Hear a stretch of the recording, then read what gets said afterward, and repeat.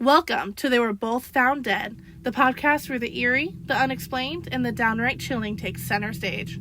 From ghostly encounters and urban legends to true crime cases that baffle and disturb, we explore the dark corners of the world, sometimes with a sense of humor, sometimes with a sense of dread. So buckle up, because whether it's paranormal or painfully real, the stories we tell all have one thing in common.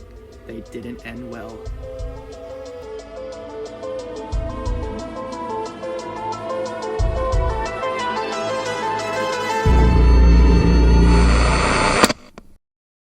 Hi, this is Ramsey. And this is Adrian. And you're watching. They were both found dead. And today's topic is... Catastrophes. So I think you're starting today?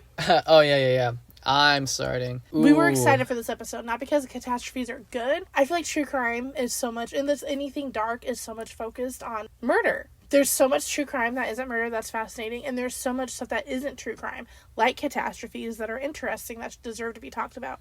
Yeah, true. Plus, I picked this topic, so I know it's good. It's true, he did. Yeah, exactly. All right, I have some pretty bad ones. It's not...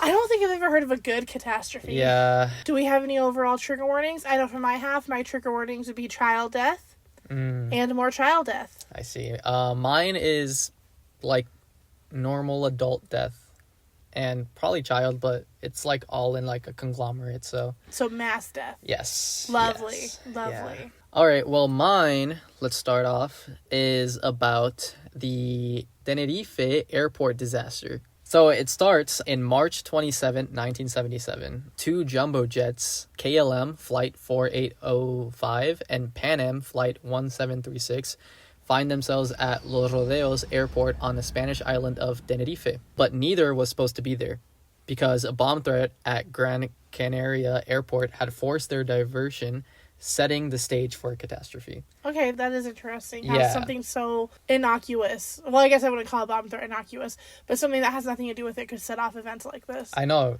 Exactly, but like at this airport, there was a bomb threat, so nobody could go there. Mm-hmm. They were like landing all the planes there, like not there, but they had to land somewhere else. Mm-hmm. So they went to this other airport called Los Rodeos, a small regional airport. And speaking of planes, though, real quick, do we want to talk about all the planes that have been crashing lately? Oh, yeah. I'm scared to fly. Like, that's actually terrifying. Yeah, and I have a trip this year, too. Well, where are you going? I don't know. I'm thinking about going to either Thailand or Japan.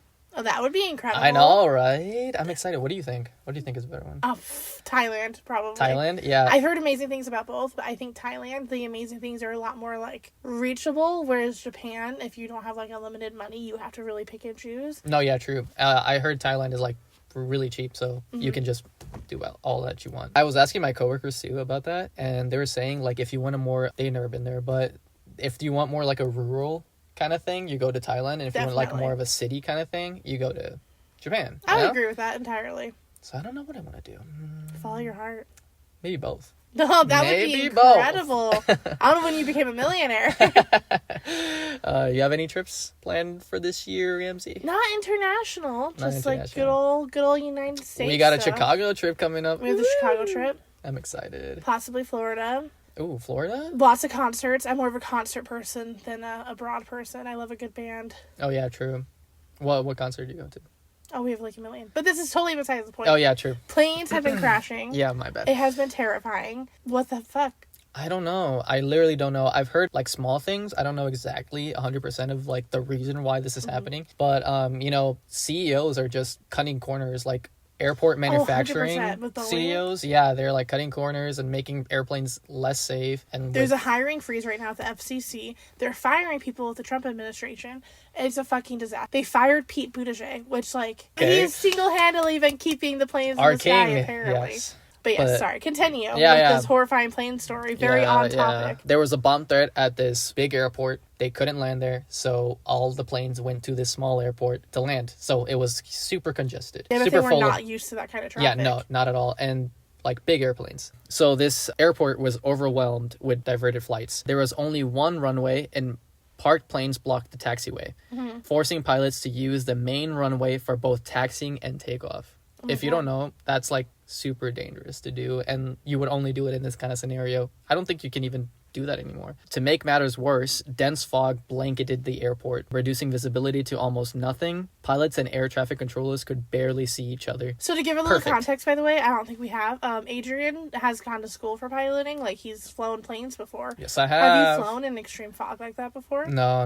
You can't. You can only do that if you're IFR. That's instrument flight rules. And I only fly VFR, so that's visual flight rules. Okay, yeah, so I just gotta get there, and I'll get there soon. Okay, right on. Yeah. So it is, like, really hard. Like, if these people... No, yeah. They're not... The KLM plane, commanded by Captain Jacob, one of KLM's most experienced pilots, was instructed to taxi to the end of the runway, turn around, and prepare for takeoff. Meanwhile, Pan Am was taxiing down the same runway, searching for its exit. But then, miscommunication struck. The KLM first officer radioed ATC saying they were ready for takeoff. The tower responded with a route clearance, but crucially, it did not exclude explicit takeoff clearance. Yet, Captain Jacob, possibly confused by the wording and eager to depart after delays, Yeah. Believed he was cleared and began his takeoff roll. Simultaneously, Pan Am was still on the runway, trying to locate its designated exit. So this plane is getting ready to take off, while this other plane is like looking for his exit on the same runway, but they can't see each other because the fog is so dense. Oh my god, okay. Yeah. I feel like Pan Am, they're not around anymore, are No, they went bankrupt. Oh shit, okay. I feel like they're like the iconic stewardess that I picture from like back in the day. No, yeah, it used to be such a huge airline, but it went down like a lot of them. The thick fog meant neither crew could see the other. The Pan Am crew desperately radioed. We're still taxiing down the runway, but their transmission was lost in the radio interference, I guess. Maybe because there was like so many planes there. Yeah. By the time the Pan Am crew spotted the KLM plane barreling down them, it was too late. The Pan Am captain, Victor Grubbs, pushed the throttle forward and swerved left, trying to avoid impact.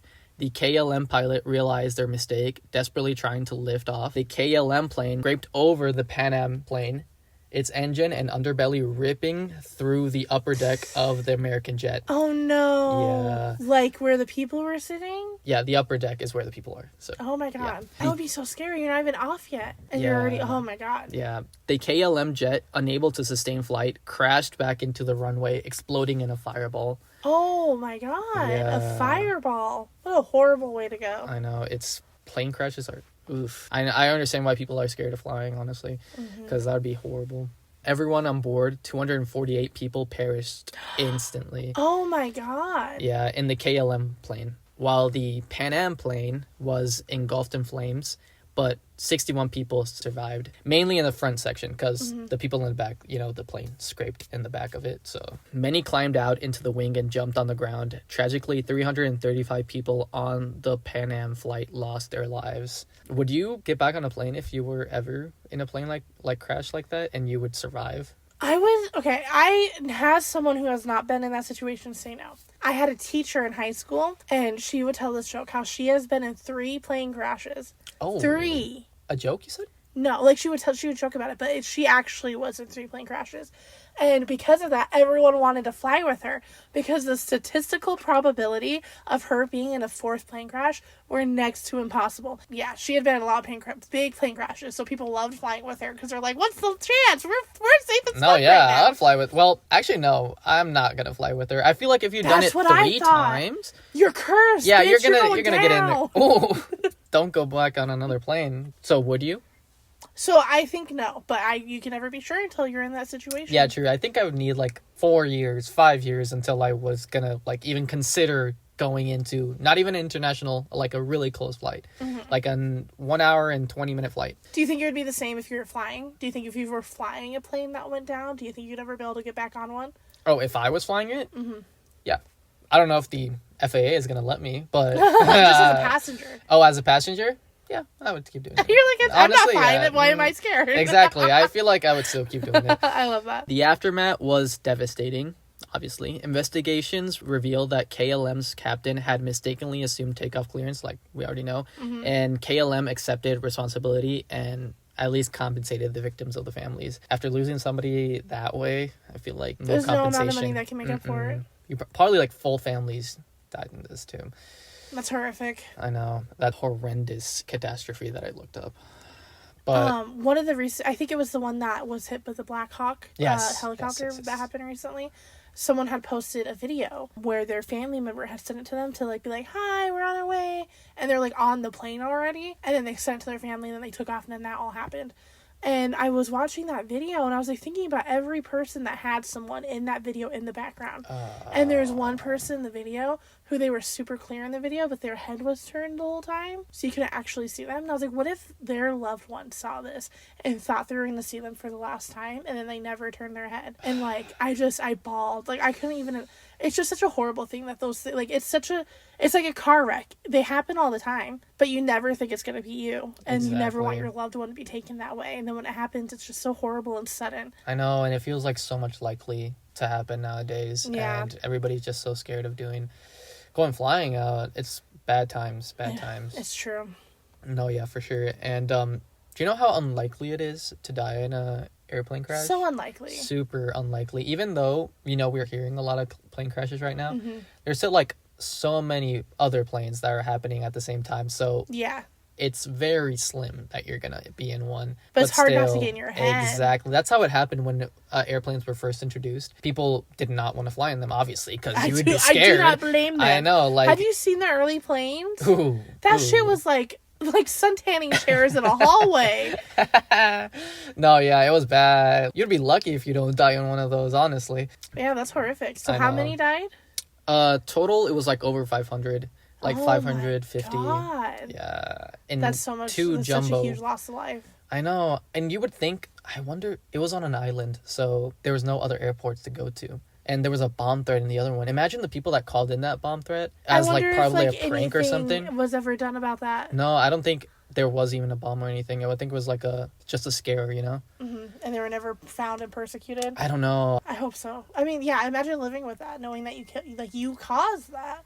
Yeah. That was a direct causation of your responsible actions. They must have wanted that to happen, because if you call a bomb threat in an airport, that's like when it's like already so tight with planes coming in and everything, then you want something to happen, right? Yeah, I could see not thinking 500 plus people were going to die, but yeah, you want, at a certain point, you knew what you were doing. You knew the risk. Mm-hmm. So even if the worst case scenario happens, you are partially responsible.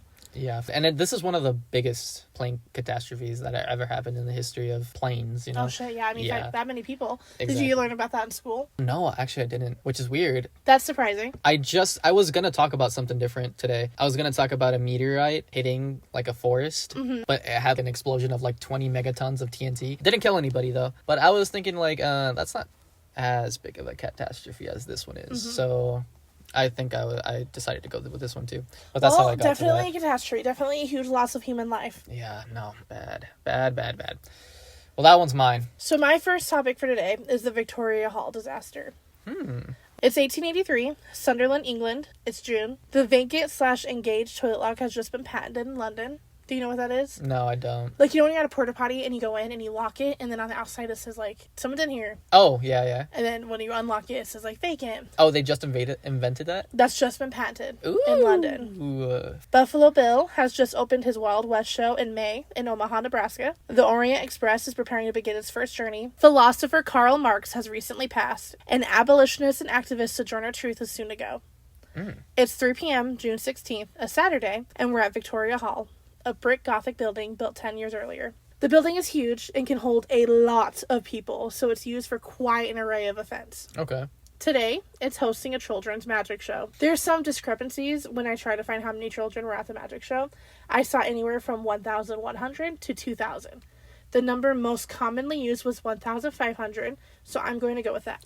I don't like how this is starting, Ramsey. That's a lot of kids. Yeah, and when I say that, like, I think things were a lot different. Like, I mean, we even talk about the 80s, and they had, where are your children? It's 10 p.m., and do you know where your kids are? And this is 1883. Parenting's much different.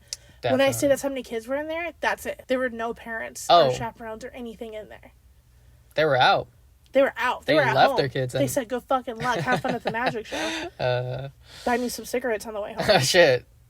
Smoke some if you want. Literally. Buy some for yourself. Well, a majority of the kids were 9 and under. Those in attendance went from 2 years old to 17 years old. Okay. The stars of the show, traveling couple Mr. and Mrs. Fay. On the tickets for the event, which cost 1 penny, it states, "From the Tinmouth Aquarium, we'll give a grand day performance for children, the greatest treat for children ever given. Conjuring, talking waxworks, living marionettes, the great ghost illusion, etc." And the ticket also advertises prizes. I have no idea what most of those things are. When I try to find out what a fucking living marionette or talking waxworks were, I could not find anything. Nothing? Well, imagine magic back in the day. Magic in the 1800s was probably revolutionary stuff. And they believed it too. Yeah, people were like not burning now people where we're up. like, we're going to see an illusionist. No, then they were like, we're going to see a fucking wizard. I bet they believed it too. Or Satanist. Oh. Magic is against the Bible, didn't you know? Yeah. I was allowed to watch Harry Potter growing up, but if I mentioned tarot cards, I was getting my ass beat. Oh my gosh. I had Not a friend he was not happy. What? Not literally getting my ass beat, Oh, but okay. like he was not happy. I had a friend that their parents were like super religious, so whenever I was like wanting to play, like a Harry Potter popped up one of the days, and they're like, "No, we cannot watch that. No, my parents are not going to let me." It's like, what? What are you talking about? It's witchcraft. It's of the Satan. Yeah, that's kind of extreme, don't you think? Oh yeah, no, 100%. Super. Organized religion has some issues. But anyway, the show goes smooth for the most part. There's a stretch where a puff of smoke from the stage makes several kids puke, which at the time was seen as humorous. It was described as such in articles and stuff. Until pretty recently, people thought this was hilarious. There's probably asbestos in that shit. Think about that happening now, literally. Yeah. Be like, my kid inhaled this thing from the stage and now they're vomiting. Like, what the fuck did that kid breathe in? Those multiple children vomiting. The show has been a success. We are at the end. They announced that tickets with certain numbers will be given larger prizes at the exits, and they begin throwing candy and some smaller prizes like books into the crowd. Now, Victoria Hall, like I said, had a very high capacity. Part of that is because it had 3 levels in the main auditorium. The ground floor, also referred to as the pit, the dress circle in the middle, and then the gallery up top. As Mrs. and Mr. Fay were throwing candy and prizes, they were only hitting the ground floor. None were going to any children in the dress circle or the gallery. Mm-hmm. Now remember, it's 1883. Okay. Parents are not just buying their kids candy and toys left and right. It is nothing like today. Oh, so this was like... They wanted that shit. Yeah, like a mosh pit. Literally. These things were not even manufactured as much at this point. The Industrial Revolution had only been 40 years earlier. The mass production barely existed. Toys were handmade, and candy was a very rare treat. They're throwing toys and candy into the crowd, and kids in the dress circle in the gallery are not getting any, and they sure fucking want some. Like, me too. Honestly. Me now. Right if I'm at now. an event and it's just going to the people down, I'm going down there. Yeah, if I'm on the 3rd floor, I'm jumping. Oh, don't. Okay, I'm jumping might be. The children gleefully jump up and head down the stairs. During admission, like when they were letting them in and taking the tickets, the door at the bottom of the stairs at Victoria Hall had been bolted only partially open, a gap of 50 centimeters or 20 inches to let the children in as their tickets were taken. For whatever reason, the door was never unbolted, and at this point, there were no laws about which ways doors open. Now, in both Great Britain and the United States, a venue would not be able to pass inspection to hold events with doors opening into the staircase like these ones did. Oh. Because of that fact, once children started pouring in through this small gap, it became extremely difficult and near impossible to get the door opened at that point. So children are rushing through the door, and eventually one falls. But where else do they go? They just keep pushing forward. Making matters worse, the staircase at Victoria Hall was an L shape, so past the bend, the children rushing down couldn't even see what was happening, not until far too late. Wait, an L shape? Yeah. What do you mean? So, like, the beginning of the stairs, you started, and then there was, like, a corner where the stairs continued. Oh, I see. Zigzag, kind of. Yeah, but just one, just like an L. Oh, just one L. Okay, so I just see one what you mean. corner. Mm-hmm. And so all the kids at the top pushing forward, they couldn't see what was happening at the bottom, Oh. so they just kept pushing. Damn. And they're kids, they're not thinking, and they're all No, screaming yeah. because they want candy. So here I have a quote from William Codling Jr., a survivor of the catastrophe. "Soon we were most uncomfortably packed, but still going down. Suddenly I felt that I was treading upon someone lying on the stairs, and I cried in horror to those behind me. Keep back, there's someone down. It was no use. I passed slowly over and onwards with the mass, and before long I passed over others without emotion." Jeez. That's You know horrifying. What this reminds me of? What? The Travis Scott concert. Yes, that is a great example of a crowd stampede, a crowd crush. It's the same thing. I know. People died there, and they were still, like, performing and everything. Yes, people stand up for him with that, and I will never, like, I've seen the videos with my own fucking eyes. I don't care. He saw it was happening. He knew it was happening. He heard people telling him to stop. I go to concerts all the fucking time. You know when people are yelling that, and you fucking stop. He knew what was happening, and he kept going because he wanted to. Oof. Oof, oof. I fully believe he didn't realize how bad it was, but he still knew something was happening. No, yeah, for sure. Because, yeah. If you see that kind of stuff happening, then... If you see stuff happening when you're performing a concert, you got to stop it. I know. Like, if somebody's, like, yelling for help, they need help, you know? If people are hurt, you got it. Like, you can't... Yeah. It's a lot of artists have done it right. And he should listen to them or follow their example. Yeah. Not Travis Scott catching the strays right now. Oof. That's what he gets. Eventually, the stack of crushed children at the bottom of the stairs was 20 bodies deep.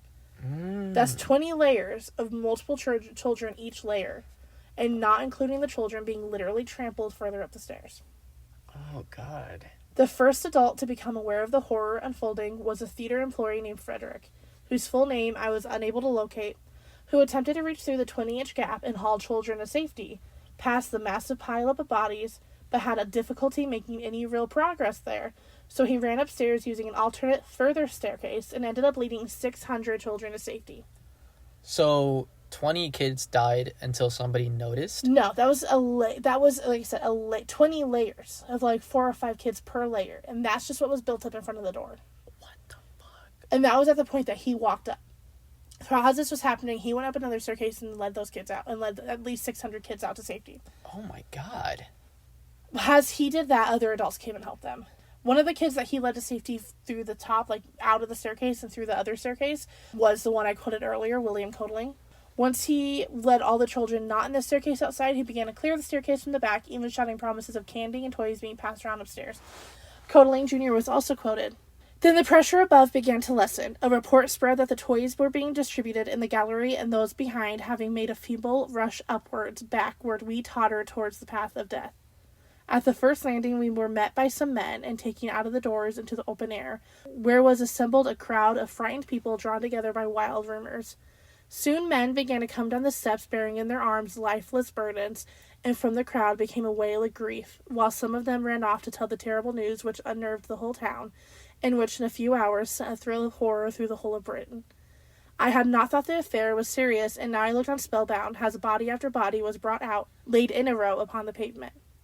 Oh my God, that is so sad. One woman, I remember, came out carrying a child which she had gone in to seek, while behind her came a sympathetic man bearing another. The woman came down the steps with agonized face and disheveled hair and shouted fiercely to the crowd, get back, and let them have air." "Ah, my good woman," said the man who bore her other burden, while tears rolled down his cheeks, "they will never need air more." Oh. So I think they called kids burden back in the day. Like, that was a name for kids, which is... Yeah. I think what we would call that now is tax dependence. Oh, yeah. I think it's like the equivalent. So it's a little bit of a weird word choice, but like a horrible image being painted. Yeah, horrible. You picked a really, really bad one, Ramsey, to talk about today. 100%. Definitely a catastrophe. Mm-hmm. No, yeah. Other adults began to arrive as Frederick was clearing the upstairs and through the other staircase. Mostly parents, and they began to work at the bottom of the stairs, pulling the children to safety, both the living and the dead. Eventually, the parents were able to rip the door off its hinges, and that sped up the process significantly. Soon enough, the stairway was empty, and dead children were literally lined up in the streets, while the living were taken to the local hospital to be treated. Being crushed is a horrible and disfiguring way to die. So many of these children were identified by their clothes alone. Oh my God. Does that remind you of anything? It can remind me of a lot of things. Okay, well, dark. Which fair. What does it remind you? Well, I literally read the script to Cody last night because I was just practicing, and that did help because I found a few mistakes, and I started bawling. What was it? And he was like, "Oh my God, like why the fuck? Why? Like I know this is sad, but why are you crying?" And it's because when I read that part last night, it reminded me of oh God, we're American, so I can't think of the school shooting because there's been so fucking many. Exactly. Yeah. I'm pretty sure it was that one where the police were there for a really long time, but they didn't do anything. Oh. And she was identified because her body and everything was so messed up. She had to be identified by her green Converse. Dude. I saw, like, literally today, I think, I saw, like, a TikTok of, like pictures in a TikTok, and it was of a school shooting, and it was, like, pictures of the kids, of, like, everybody that died, and they talk about, like, what they did, and, like... I never scroll past those, even though it makes me bawl like a little bitch, because I'm like, they deserve to be known. That's what I'm saying. And somebody said that one of the... Oh, this is sad. But one of the girls, like, little girls, were wearing one of the scarves that her grandma knitted her. Sandy Hook. Yes, bullet holes. yes, you know what I'm talking. Yeah, Yeah. and there was like 6 holes in it, and it was like because it was layered so much, it was just one bullet. Sandy Hook is the first like mass shooting that I remember growing up. That was like huge news because it was kids. Yeah. It was little babies. I think the oldest one was like 7. Mm-hmm. And it's just horrific. And I remember when it happened, being like, "Wow, this is really going to change the world." And not only did nothing happen, but nothing still now. All the other kids have died, and nothing still has happened. I know. It's a fucked up world. Probably like the one that I remember, like, being the first that I've known about. I had never heard too much about American school shootings because it's like, I'm not saying it's more of a recent thing, but when I was in Mexico, I wasn't that old or anything. But the one I remember is the school shooting that happened in Mexico because I lived in Mexico. Yeah, that makes sense. Yeah, there was like even a video surveillance of it, and I saw it, and it was like a guy that was messed up and killed another one. Yeah. And then killed himself, and it's so disturbing, and I can't believe people are not doing anything to combat this issue. And that's almost like, not that those deaths are sadder, but the situation itself is almost like borderline sadder because America has a gun problem. Mexico doesn't. But Mexico has a problem with people bringing guns in from America. Yeah. And people are always like, oh, people bringing drugs from Mexico. But Americans are the one buying them. Americans are the one going to get them. Americans are the ones giving the guns to the drug cartels. That is true. Yes, 100%. I feel like the problem might be elsewhere. Yeah, gun manufacturing, 100% over here, so. Pro-gun control. Many people at the time recalled hearing a father's horrified screams that he had lost his entire family. A local church lost their entire Sunday school. In total, 183 children died, most from asphyxia. The Queen sent her condolences Asphyxia? Yeah, it's like it's similar to asphyxiation, but like it's more like a crushed than strangled. Okay. Yeah. The Queen sent her condolences along with money that paid for the majority of the 183 funerals. Businesses in Sunderland shut down for a week, and 2 inquests came up short on who to blame, despite public protests. No one knew who bolted the door shut, or who failed to unbolt it. Wait, hold on. I think I missed this whole... Where is this? This is in Sunderland, England. England. Oh, okay. That makes sense. I was going to say in America? A queen? What are you talking about? No, this is in England. Oh, okay. The Victoria Hall continued to operate for 50 more years until the Germans destroyed it in World War II, though it was not missed by locals. Like, it was never forgotten what happened there. Thankfully, I think thankfully, they didn't seem to do anything wrong. The Fays were not blamed and continued to perform, though they never, ever did another children's show, which I would not either if I were them. Yeah, like, purely just kids in the audience? That's just so weird. 2 to 17 years old. Well, I guess it's 1880s, so you don't have too many, like, safety regulations back in the day, but Nope. That sounds like a really bad idea. A statue of a weeping mother holding the body of her deceased child was put in Mulberry Park to honor the tragedy, the worst of its kind in Great Britain's history, and was then moved to Bishop Wearmouth Cemetery. Eventually, the cemetery fell into disrepair and the statue was vandalized because people suck. Who looks at a statue of a mother holding her weeping child made in honor of a real accident that killed 183 children and is like, I want to fuck this up? The statue was cleaned and repaired and returned to Mulberry Park, this time in a glass canopy for protection. The horrific incident did inspire a local child, who 8 years later invented what is now known as the crash bar, which is what is in most emergency exits so people can't get in, but people can get out. Oh, that's where it was invented? Yeah, that's what I'm thinking. This accident is what created that. Another example of how safety regulations are absolutely written in blood. Wow. No, yeah, that's what I always think about when I see, like, a rule in anything. Like, I see... like no diving in like a pool or something like that. Someone I see died like for that. something. No, exactly. That's what I'm saying. Anything I see. Well, even like the airplane story you did. That's what I'm saying. Yes, and aviation. There's so many regulations, and I hear like I have to learn about them. So every time I hear one, I'm like, something happened here because they can't just know this. You know. Yeah. It's so bad. Or like when you see like a soda or something, and like the cap says "don't ingest" or something like that. Yeah, somebody died. Unfortunately. Yeah. But also, going back to the statue thing, have you seen those statues that, like, are shiny in certain places. Oh, yeah, like the female ones who boobs are always shiny because men are Yes. animals and Yes. women are never not objects. And there's that TikToks of them, and they're like, the to be a woman is to perform. Those literally make me cry. Yeah. Because it sounds ridiculous, but it's true. To be a woman is to perform. I know. I hate society. There's a lot of things about society to hate. I think more than, like, to like, honestly. It feels that way sometimes. That's why you have to cultivate a life that you love. But with the Yeah. world we're living in right now, that gets harder and harder. We gotta reset. Whole reset. We had 2 more topics. We're only halfway through. Oh my god, yeah, and we're already bowling. We're already ready to leave society, go to cave. No, yeah, it's bad. So both topics we've said so far have been caused by human stupidity. I know, right? Let's talk about my next one, because this one's, like, probably like, the pinnacle of human stupidity. Love that. Okay. And, like, hating society. Mine also is even more. So all 4 topics we have is human stupidity. Awesome. And Well, guess if you what? needed This is something catastrophe. hopeful today, this is not it for you. And what do you know? This is, like, the catastrophe. Yeah. Well, some episode. catastrophes can be, like, not anyone's fault. Like tsunami, for example. Yeah. But no, these are all stupid people. All right. Well, let's talk about mine then. So, today, I'm going to dive into an event that remained a secret for decades. The Kyshtym disaster. One of the worst nuclear accidents in history. Nuclear. That's Yeah. bad. It's September 29th, 1957. Deep in the Soviet Union, in a secret city not marked on any maps, an explosion rocked the Mayak plutonium production plant. It was an explosion that released an immense cloud of radioactive material into the atmosphere. It contaminated thousands of square kilometers of land. And that's what happened. The disaster is named after the town Kyshtym, but the real source of the catastrophe was a highly classified facility in a city in Russia. I'm not going to say the name because I don't know how to pronounce that shit. Yeah. Real. Russia. Let's say Russia.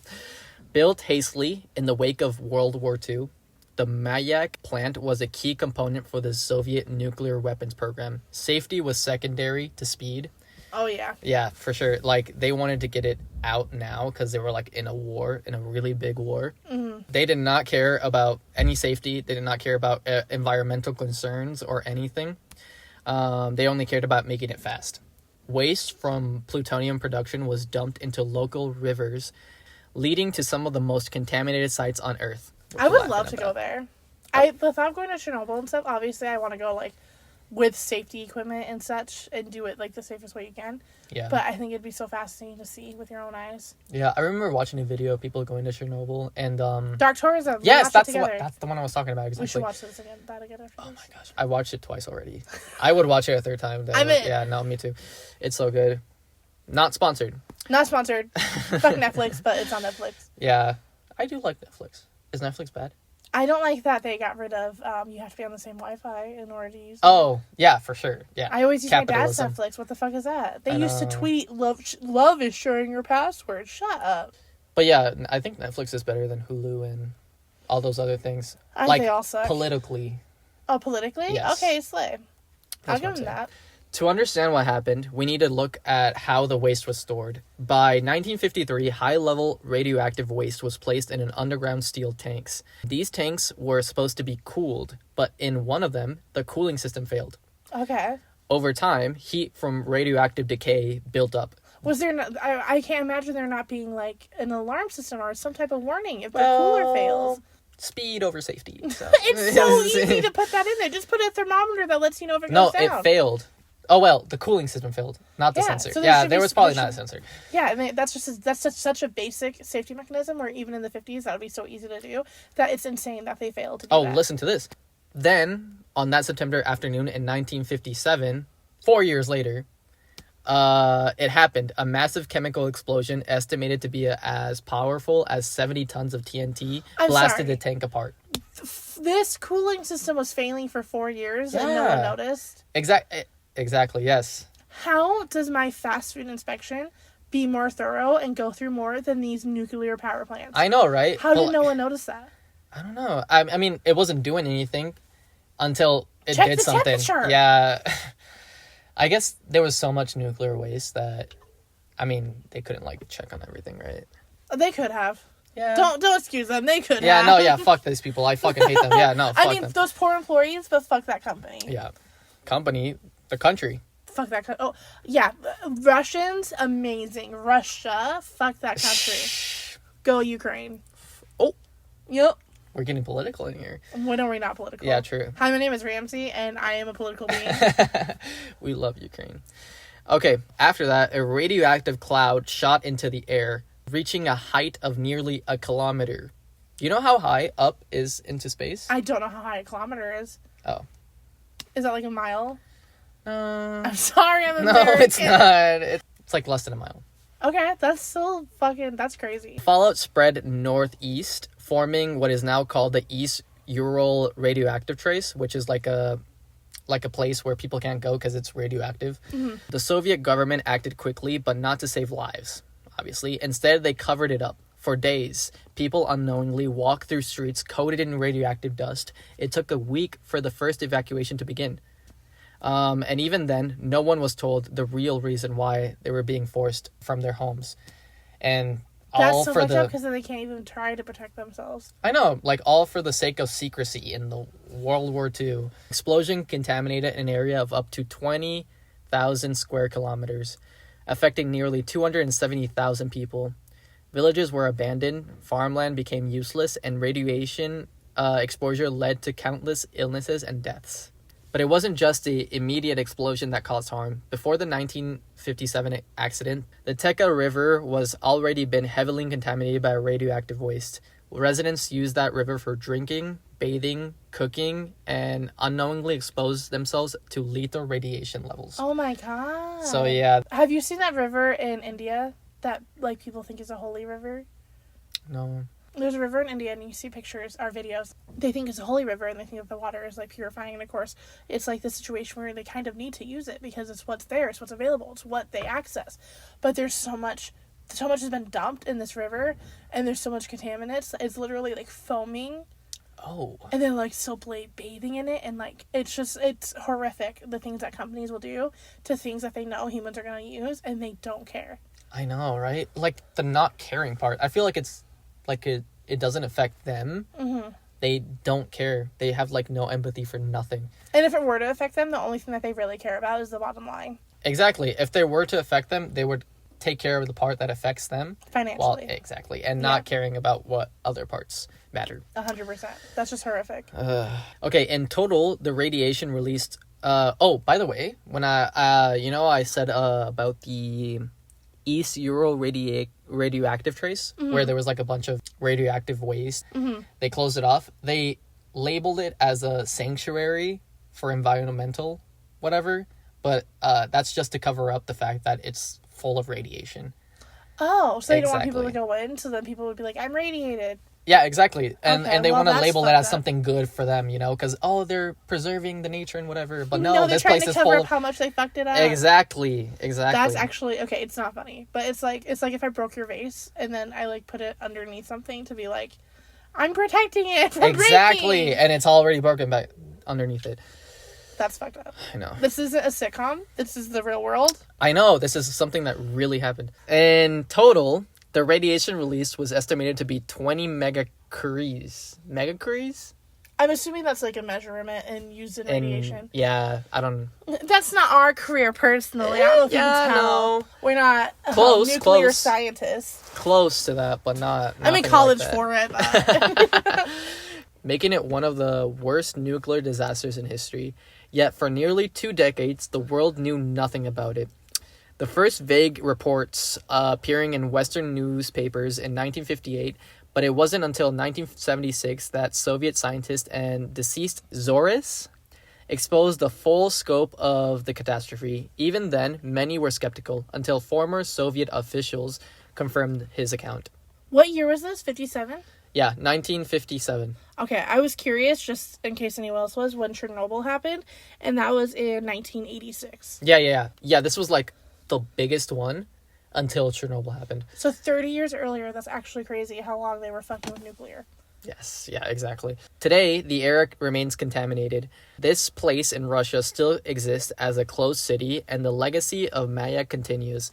The Soviet government created the East Ural Nature Reserve, as I said, to restrict access to the most contaminated areas, disguising it as an environmental effort rather than necessary for public safety. Meanwhile, Lake Karach, a lake where radioactive waste was dumped for years, remains one of the most polluted places on the planet. Just standing near its shore for an hour could result in a lethal dose of radiation. This disaster was a chilling precursor to Chernobyl, yet it remains far less known. It serves as a stark reminder of the dangers of nuclear secrecy, the cost of prioritizing power over safety, and the long-distance consequences of radioactive contamination.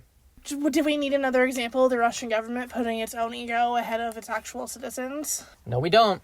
But here's another one. Yeah, and it's still going to happen. Which, don't get me wrong, I know as an American, our government does it too. Yeah, no, we're not. We hate government. We hate government. Yeah, exactly. I want that on a t-shirt. It was that show, Dark Tourism, when they go to Chernobyl and they go to the hospital with all the children that are like born disfigured and then abandoned because of the accident. Yes. So I can't even imagine how many. We've mentioned Dark Tourism like a million times. You guys should watch it. It is a good show if you're into. It's literally the topics we talk about. Exactly. Do it, guys. It's fun. Yeah, do it. He's telling you. He's suggesting it. I'm telling you. Oh, okay. There you go. All right, so we've covered a lot of mass tragedy today. Mm-hmm. The airplanes, the nuclear, the 168 children at the Victoria Hall. This last one we're ending on is not a mass tragedy, but holy shit, is it fucked up. Okay. My second topic today is the Verrückt Waterslide disaster. This happened in Kansas City. Have you heard of it? No, that's pretty close to us. No, it is. I remember when this happened, but I don't remember it super well. So I don't think you were in America yet. So I think it makes sense that you don't know. What year is it? You were in America. Well, no. Okay. There's a lot of dates in here, so we'll see when we get there if you were here yet. Okay. Did you hear about it? Yeah, I remember when it happened, but I don't remember it super well. I just remember people mentioning it, but I was young enough that I was still just freaked out that it happened and didn't realize the extent. Did you say a water park? Yes. Oh. I was more freaked out, a water park death, like a kid. For sure. I didn't fully understand what it meant. Even though I had experienced a lot of death at that point, I didn't fully understand, what that meant. No, that happened in Mexico, too, when I was in Mexico. There's this place called Senses. Oh, yeah. In Cancun. I used to live in Cancun, by the way. And there's a place called Senses where there's, a mud kind of slide kind of thing and, a lazy river kind of thing. Mm-hmm. And a kid got sucked up. Oh my god. Yeah, and it kind of broke, so all the water went into a thing and they pulled the kid into it. And he drowned? Yes, he died. He perished. That's horrible. Yeah. No, well, that's the why... same type of thing happened here. Verrückt means crazy or insane in German. It was a custom water slide at the Schlitterbahn Water Park in Kansas City. The slide was first announced but not yet named in November 2012. The idea was thought of on the spot with Jeff Henry, owner of the Schlitterbahn Water Parks. And it really is his family owned them. He was just the current person really working. Schlitterbahn? It's German. Schlitterbahn. Yes. I hope I'm pronouncing that correctly. I Googled it. So do not yell at me. Yell at Google. It better be right. You straight up just skipped pronouncing things on yours instead of looking it up, so shut up. It worked really hard. Yeah, so you look it up. Anyways, he was asked at a trade show what he was currently working on, and he was basically was an amazing slide, bigger than all the rest, huge. Trump impression. That was my really bad Trump impression. But it really gave me Trump vibes, where he literally was at a networking event, and people were like, "What are you working on?" He was like, "I'm gonna make the biggest slide of all the slides. It's bigger than all the other slides. Your slide will be smaller." Tremendous. We're building a slide. No, I can't do one of them. If you could see our hands when we do these impressions, you would enjoy it, I promise. You would know what kind of hand movement I'm doing, too. Cause, it makes it better. Yeah. And, of course, our hands are huge because we're Trump, and our hands are huge. Oh, my God. I have a red hat that I can't use because they just disfigured all red hats. I think I would need to see it, because I think there are some red hats where I'm not worried at all. It's a SpongeBob one. It's a red hat, and then it has, the Krusty Krab logo. I think you can get away with that. Yeah. I still don't want to do I'm not a white man. Well, you're not a white man either, but I'm not a man. So, I'm a white passing man. Yes, you're a white passing man. So I would understand just wanting to avoid the red altogether. Yeah, no, it's gone. Someday, hopefully, we'll be safe again. Hopefully, we get our next election and the votes actually matter, and it's not a Russian election where we pretend to vote for the president. Let's hope. Anyway. Ultimately, Jeff Henry's pitches to investors failed because he's an idiot, so he decided to fund the building of the slide himself, and Henry enlisted John Schooley as lead designer. Real quick, just because I called him an idiot, and I just want to get this out of the way real quick, I know podcasters, and they talk about stuff, they're like, oh my god, they're going to sue us, or oh my god, we have to be nice. This particular instance, I mean, I feel like I could prove in court he's an idiot. You sure can. So I'm not really worried about it. No, I feel like we're gonna speak our mind in this podcast. Yes. So if you guys don't like that, these are all opinion. Well, no, a lot of this is fact. I'm gonna kill myself. This is gonna be played in court, and I'm gonna be like, no, I didn't say that. We're getting sued, guys. Next episode. Described as speed blasters, Henry and Schooley rushed through every step of the process. Calculations that should have taken months, like literally 3 to 6 months, were taking them 5 weeks. Oh. That's not good. Yeah, no. At one point, their math was so inaccurate, they had to entirely rebuild the bottom portion of the slide. Like, it was built, they were done, and then they were like, nah, we gotta tear this all out. Dang. In 2019, a lifeguard who chose to remain anonymous told Esquire magazine that the later tests on the slide were primarily conducted in the park after hours, and that only select and usually senior employees were allowed to watch. They were quoted, "The only time I saw the ride run successfully was on the Travel Channel episode, and I wouldn't even call that successful. I told my family that was only a matter of time until someone died on the Verrückt." Speed over safety. Speed over safety? Yet again. Speed over safety. Oh my god. What do you think I thought you said Speedo for safety. Speedo for safety? Like you wear a Speedo to be safe on the slide, and I was very confused. You know, you're completely right. Speed over safety, 100%. What the fuck? And that should, like, this is even for, like, a war. Like, not to give Russia any type of excuse or anything. I know. No, definitely but at least that was for, like, war. This is just for, like, I want a cool slide. I want money. Now, the slide itself was absolutely humongous. With a peak at 168 feet and 7 inches, it was taller than Niagara Falls and dethroned the former tallest slide in the world, the Kilimanjaro Aldeia das Águas Park Resort in Brazil. The slide was designed to have 2 drops, a 17-story plunge. Yeah, I'm going to repeat that. A 17-story plunge. That sounds like fun. And then you went back uphill 5 more stories, and then you go down. So it was 2 humps. I see. It was designed to use 3-person rafts, each raft weighing 100 pounds. The rafts would get to the 168-foot peak via conveyor belt, while the riders would have to trek 264 steps to make it to the top. Is there anything at the end of 264 steps that you would be willing to do? No. I agree. Actually, nothing. I agree. I mean, at that point, just put in a fucking escalator. What year is this? This is pretty recent. It was, so far, the ride has just been suggested. So elevators exist, right? This is November 2012. Oh. That the ride was suggested in concept. Put a fucking elevator then. Literally an elevator, yes. During the testing, the rafts were filled with 3 sandbags, each equal in weight to the average adult. The sandbags would almost always become airborne.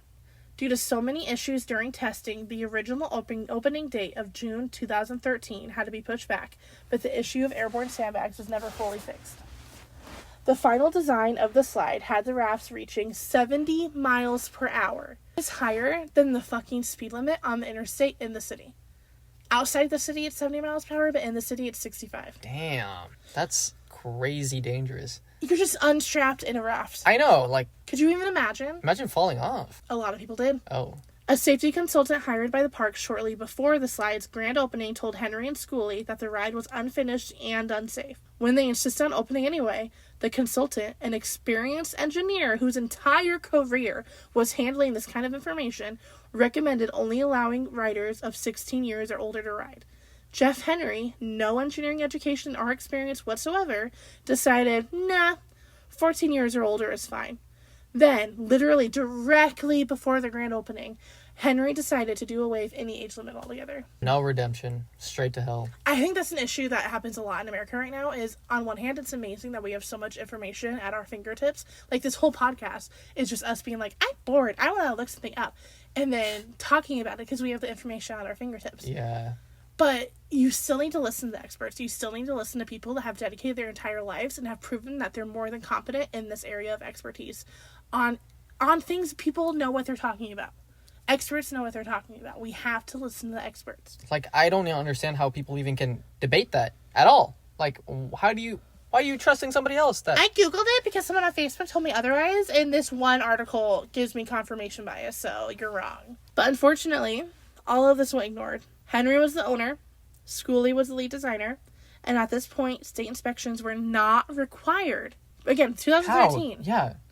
They were not required for water parks, so they were on a power trip and no one was there to stop them. The ride finally opened July 14th, 2014, a full year and a month after its original opening date. Between July 14th, 2014, and the horrible incident of August 7th, 2016, at least 13 other people suffered serious but non-fatal injuries on the Verrückt Waterslide. You came in 2017, right? Yes. So this was almost exactly a year. It was 11 months before you came to America. Oh, I see. So, to the U.S. So it makes complete sense why you wouldn't hear.